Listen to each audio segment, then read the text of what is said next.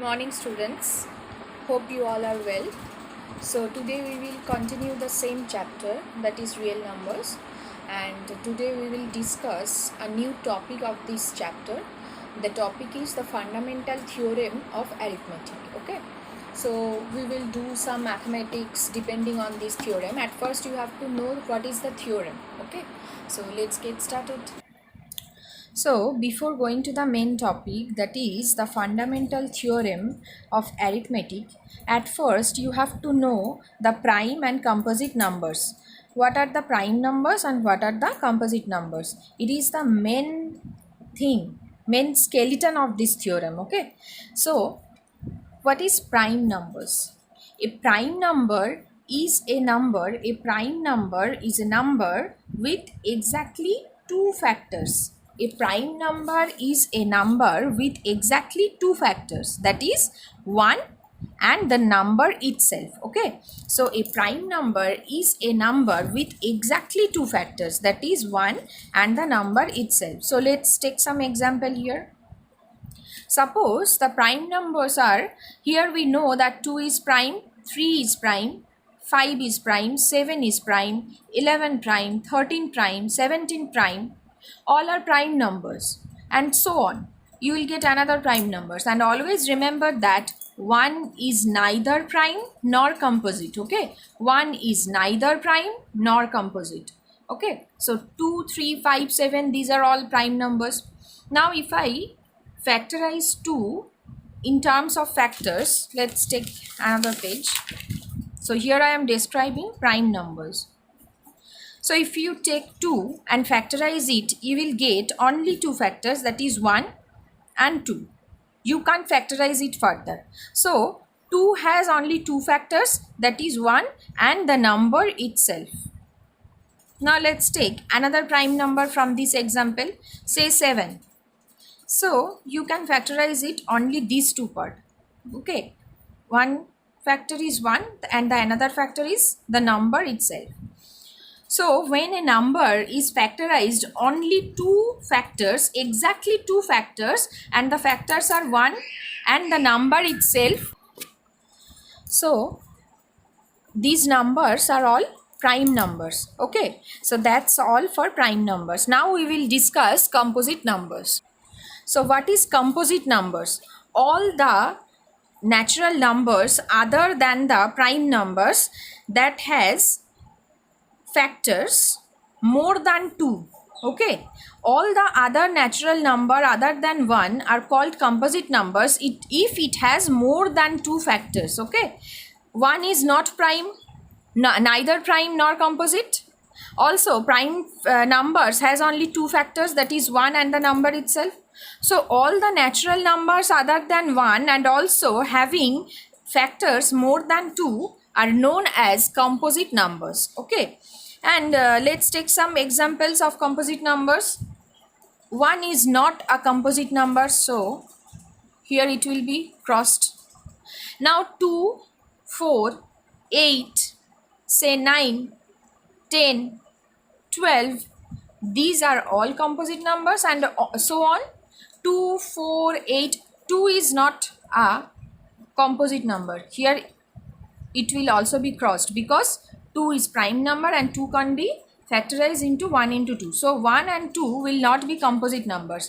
4, 8, 9, 10, 12, 14, 15, 16 and so on. This number will be composite number. Why is it so? So for composite number, let's take the number 4. Now if I factorize it, we will get 1 into 2 into 2. Here the number of factors are more than 2.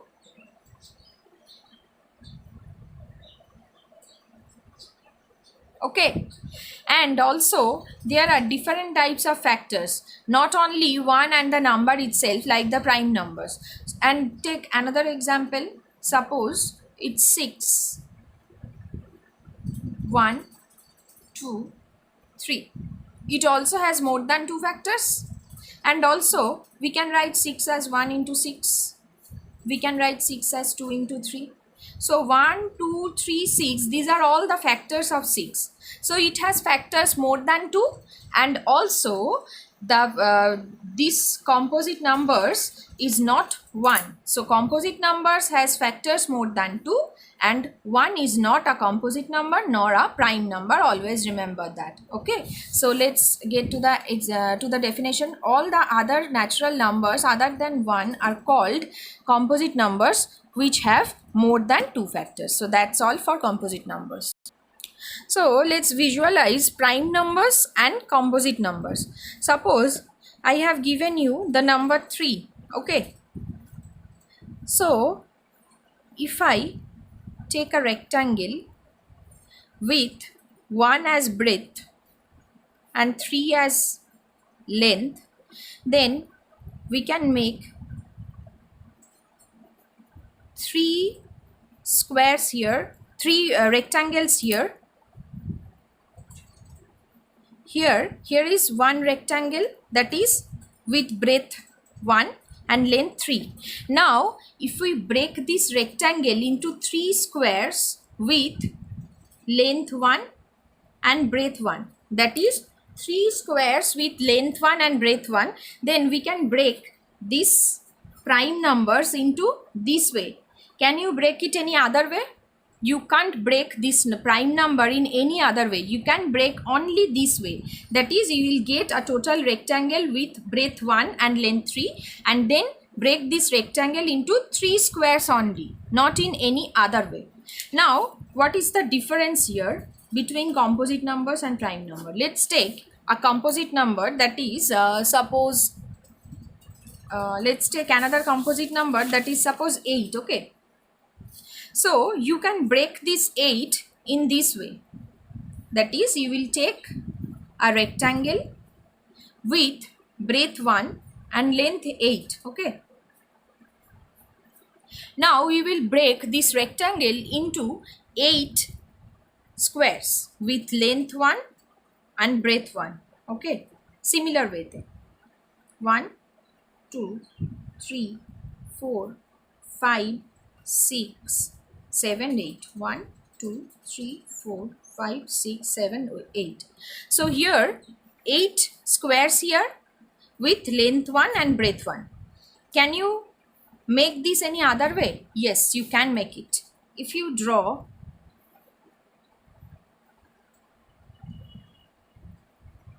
a rectangle with breadth 2 and length 4, with breadth 2 and length 4, then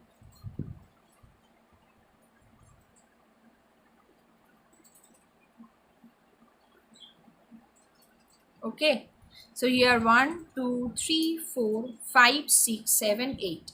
So you can factorize 8 in 2 ways. That is, 8 can be equal to 1 into 8. It can be equal to 2 into 4. So 8 can be factorized in 2 ways. That is length 8 and breadth 1 into 8 squares, and also in this way. For a prime number, you only get this figure, and for the composite number you can break it into 2 possible ways. So here is the difference between prime numbers and composite numbers. Look at these numbers. These numbers are prime and these numbers are